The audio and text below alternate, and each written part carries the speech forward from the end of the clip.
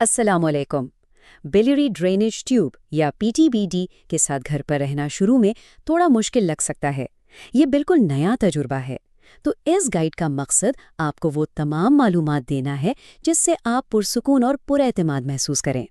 चलें देखते हैं कि हम किन चीज़ों पर बात करने वाले हैं। सबसे पहले आपकी बिलियरी ड्रेनेज ट्यूब है क्या, फिर सफाई के कुछ अहम उसूल, इसके बाद ट्यूब को फ्लश करने का सही तरीका, फिर हम देखेंगे कि अगर कोई मसला हो तो क्या करना है, और आखिर में लंबे अरसे तक इसकी देखभाल और हिफाजत के बारे में बात करेंगे। तो शुरू करते हैं पहले हिस्से से, आपकी बिलियरी ड्रेनेज ट्यूब। अच्छा, तो ये पीटीबीडी ट्यूब है क्या चीज़? ये एक बहुत ही पतली सी लचकदार ट्यूब है जो जिल्द के जरिए जिगर में डाली जाती है। इसका काम है बाइल यानी सफरा को बाहर निकालना जब इसका कुदरती रास्ता किसी वजह से बंद हो। बिल्कुल ऐसे समझ लें जैसे किसी सड़क पर रुकावट हो और ट्रैफिक के लिए एक डिटोर बना दिया जाता है। ये ट्यूब वही डिटोर है। ये बस आपके जिस्म को आराम से काम करने में मदद दे रही। ओके, अब आते हैं सबसे ज़रूरी चीज़ पर, सफाई। यकीन करें, इस मामले में सफाई के सुनहरे उसूलों पर अमल करना हर पेचीदगी से बचने की ज़मानत है। इसमें 3 बातें हैं जो बिल्कुल याद रखनी है। पहली, ट्यूब को या इसके किसी भी सामान को छूने से पहले हमेशा अपने हाथ साबुन और पानी से अच्छी तरह धोने हैं।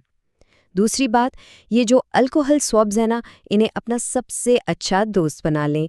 और तीसरी, जब भी आप ट्यूब में कुछ जोड़ने लगें तो उस कनेक्शन पॉइंट को, जिसे हब कहते हैं, अल्कोहल स्वैब से साफ करना लाजमी है। ये छोटे छोटे इक़दामात आपकी हिफाजत के लिए इंतहाई अहम हैं। अच्छा जी, अब बात करते हैं ट्यूब को फ्लश करने की।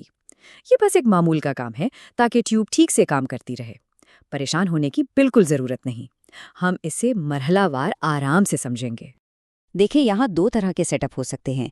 एक में ट्यूब बाहर एक ड्रेनेज बैग से जुड़ी होती है, दूसरे में ट्यूब के सिरे पर एक छोटी सी कैप लगी होती है और बाइल जिस्म के अंदर ही ड्रेन होता है। फ्लशिंग का तरीका दोनों में लगभग एक जैसा है, बस आखिरी स्टेप में थोड़ा सा फर्क है। ओके, ये है सबसे आम तरीका जिसे सिंगल फ्लश कहते हैं।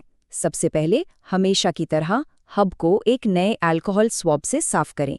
फिर 10 ml सलाइन वाली सिरिंज को जोड़ लें।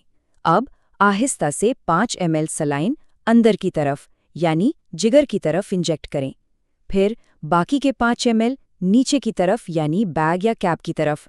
और हाँ, अगर बैग लगा हुआ है तो आखिर में यकीन कर लें कि वाल्व खुला है ताकि निकासी हो सके। अब आती है दूसरी टेक्निक, जिसे डबल फ्लश कहते हैं। इसमें अहम फ़र्क क्या है? पहले 5 ml अंदर फ्लश करने के बाद आप आहिस्ता से सिरिंज को वापस खींचकर चेक करते हैं कि फ्लो ठीक है या नहीं। फिर जो भी मवाद सिरिंज में आए उसे बैग की तरफ ज़ाया कर दें, और ये बहुत ज़रूरी है। अब आप एक बिल्कुल नई सिरिंज लेंगे और उससे मज़ीद 5 ml सलाइन अंदर जिगर की तरफ फ्लश करेंगे। आखिर में बैग में निकासी के लिए ट्यूब को खोल दें।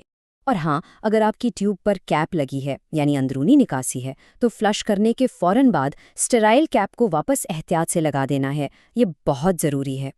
चलें, अब बात करते हैं उन मामलात की जब शायद कोई मसला पेश आ जाए। इस हिस्से को आप अपनी फौरी गाइड समझ सकते हैं कि अगर कुछ हो तो क्या करना है। सबसे आम सवाल जो पूछा जाता है, अगर जिल्द के आसपास से लीकेज हो रही हो तो क्या करें? इसका जवाब इस बात पर मुनहसर है कि आपका सेटअप कौन सा है। अगर आपकी ट्यूब पर कैप लगी हुई है और लीक हो रहा है तो इसका मतलब है प्रेशर ज़्यादा है।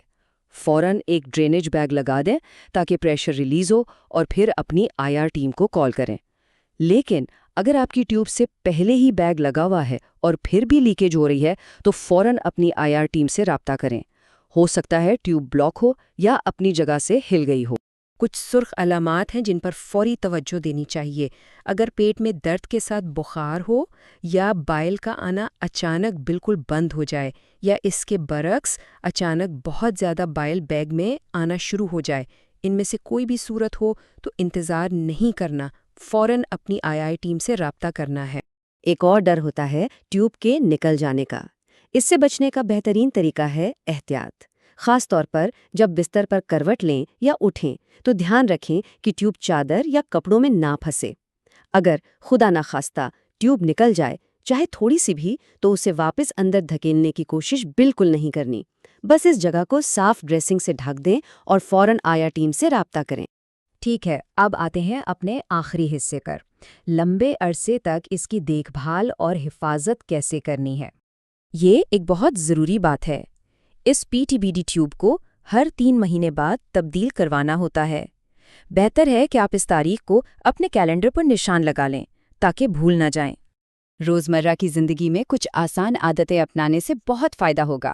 پہلا، خوب پانی پئیں، اس سے ہائیڈریشن بھی بہتر رہتی ہے اور بائل بلاک ہونے کا خطرہ کم ہوتا ہے۔ دوسرا، اگر آپ کی جلد پر ٹاکا لگا ہے تو اسے چیک کرتے رہیں کہ وہ مضبوط ہے۔ اور تیسرا، ٹیوب جہاں سے جلد میں داخل ہو رہی ہے وہاں ایک نمبر لکھا ہوتا ہے، اس نمبر کو یاد رکھیں اور روزانہ چیک کریں کہ وہ نمبر بدلا تو نہیں۔ اس سے پتہ چلتا ہے کہ ٹیوب اپنی جگہ پر ہے۔ اور آخر میں سب سے اہم پیغام، جب بھی کوئی شبہ ہو، کوئی سوال ذہن میں آئے یا کچھ بھی ٹھیک نہ لگے تو اپنی انٹرونشنل ریڈیولوجی یعنی IR ٹیم سے رابطہ کریں۔ وہ آپ کا حفاظتی جال ہیں۔ آپ اس سفر میں بالکل اکیلے نہیں ہیں اور ان سے رابطہ کرنے میں کبھی بھی ہچکچانا نہیں ہے۔